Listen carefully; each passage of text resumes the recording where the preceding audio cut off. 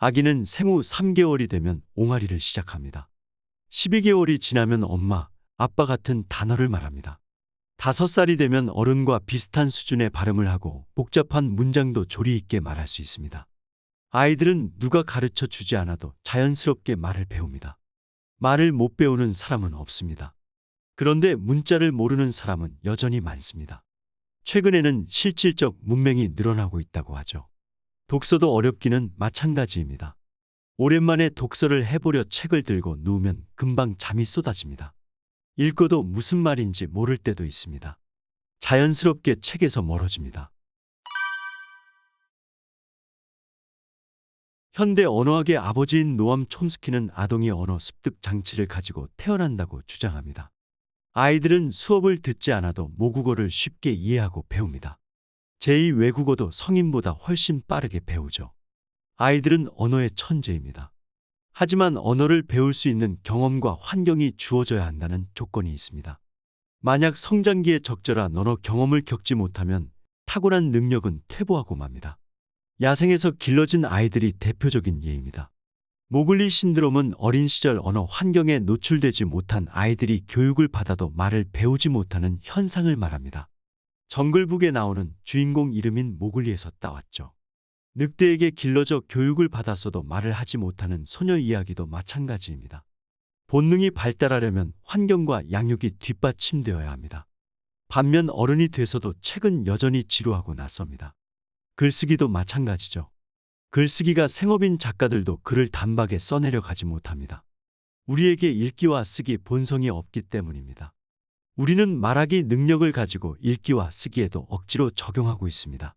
생리적으로 자연스러운 일이 아니기에 매번 엄청난 노력을 들여야 하는 것입니다. 현대사회를 살아가는 우리 역시 생물학적으로 부자연스러운 일을 하며 살아갑니다. 조상시대에 존재하지 않던 광원인 형광등 앞에서 사물이 어색하게 보이는 것처럼 매일 8시간씩 책상에 앉아 똑같은 일을 반복하고 있죠. 중요한 것은 본성 자체가 아닙니다.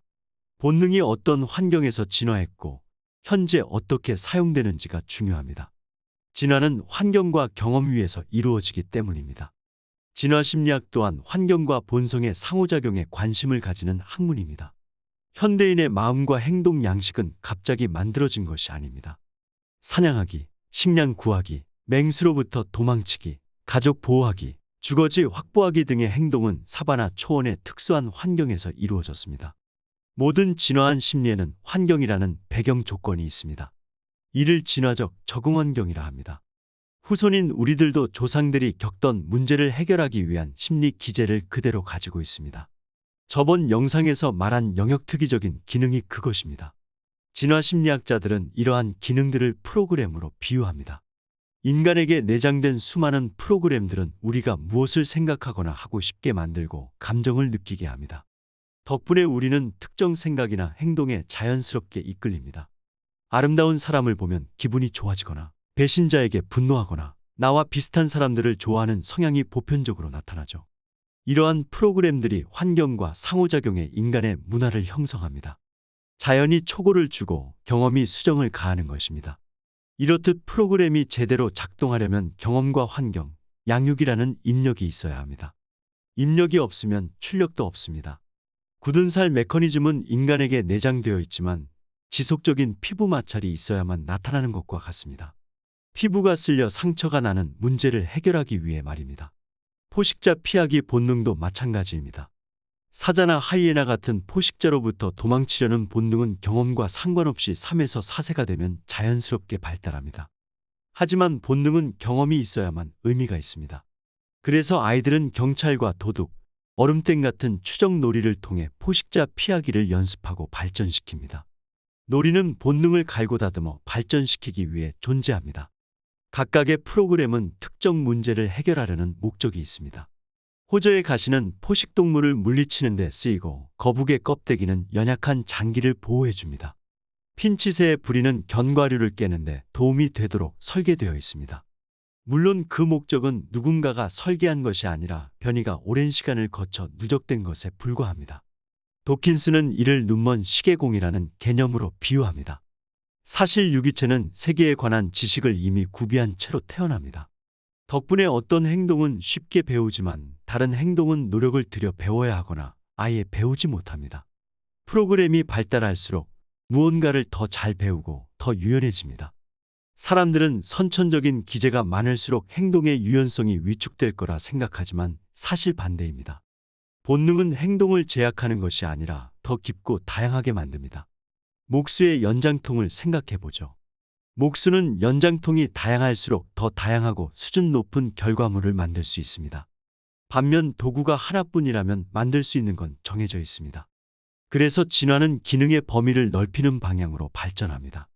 인간의 눈은 시각을 위해 진화했지만 소통의 수단으로도 이용됩니다. 인간에게만 있는 흰자위를 이용해 우리는 자신의 의사를 표현합니다. 눈으로 사랑을 표현할 수도 있고 욕을 할 수도 있죠. 예를 하나 더 들어볼까요? 사회적인 존재인 인간에겐 타인의 표정을 읽는 심리 기제가 잘 발달했습니다. 너무 잘 발달한 나머지 점 2개와 작대기 하나만 그어도 표정이 있다고 착각하죠. 이모티콘이 그 예입니다. 프로그램이 인간의 행동을 위축시킨 게 아니라 더 확대하고 발전시킨 것입니다. 진화론을 오해하는 사람들은 본능을 추론이나 학습의 반대라고 생각합니다. 하지만 무언가를 배우는 능력 자체가 하나의 프로그램입니다. 이런 능력은 노력이나 교육과 상관없이 누구에게나 발달하고 기초에 깔린 논리를 의식하지 않아도 작동합니다. 아이들이 문법을 몰라도 자연스럽게 말을 배우는 것처럼요. 환경결정론자들은 이런 학습 능력이 모든 역할을 한다고 착각합니다. 사실은 학습 프로그램이 너무 잘 작동하다 보니 의식되지 않을 뿐입니다. 정보를 너무 쉽고 자동적으로 처리하다 보니 본능적인 직관을 객관적인 것으로 오해하는 것입니다. 물론 본능 프로그램이 항상 완벽하진 않습니다. 특히 과거와 지금의 환경이 많이 다르다면요. 지방과 단맛을 좋아하는 심리는 먹을 것이 부족하던 과거에는 도움이 되었지만 지금은 비만과 동맥경화를 일으킵니다. 문제를 해결하지 못할 때도 있습니다. 행동에는 대가가 따르기 마련입니다. 인간은 뱀을 보면 혐오스러워하도록 진화했습니다. 영장류의 생존을 크게 위협했기 때문이죠. 하지만 뱀에 물리지 않기 위해 집 밖에 나가지 않는 것은 비용이 더 큽니다. 그래서 우리는 뱀에 물리는 위험을 감수하고 산에 오릅니다. 지금도 매년 수천 명이 뱀에 물리고 일부는 사망하지만 뱀에 대한 공포 프로그램은 대체로 효과를 잘 발휘하고 있습니다. 게다가 인간은 유전자의 한계를 벗어나는 법을 배웠습니다. 바로 문화 때문입니다. 인간은 미미라 불리는 문화 유전자를 발명해 만물의 영장이 되었습니다. 이기적인 유전자의 지배에서 벗어난 건 인간이 유일합니다. 이렇게 본능과 문화 유전자가 함께 공진화한 덕택의 인류는 세계 3대 종교, 민주주의, 정부와 복지 제도, 문자, 대도시, 우주선 등 찬란한 문명을 건설할 수 있었습니다. 하지만 본능이 원재료를 만들어주지 않았다면 문화는 발달할 수 없었을 것입니다. 인간 행동은 문화적이면서 동시에 진화적입니다. 본성과 양육은 둘 중 하나만 선택해야 하는 제로섬 관계가 아닙니다. 서로를 돕는 포지티브섬 관계입니다. 그런데도 진화적 사고방식은 왜 존중받지 못하는 것일까요? 역사를 잊은 민족에게 미래는 없다라고 하죠. 인류도 마찬가지입니다. 우리는 수만 년 동안 힘들게 지나온 과거의 시간을 중요하지 않게 생각합니다. 당장 눈에 보이는 현재의 경제적이고 문화적인 과정에만 집중하죠. 하지만 한 발 멀리 떨어져 볼 때 더 멀리 보이는 법입니다. 진화론이 인간 행위에 숨겨진 본성을 비출 때 진정한 진실이 드러납니다.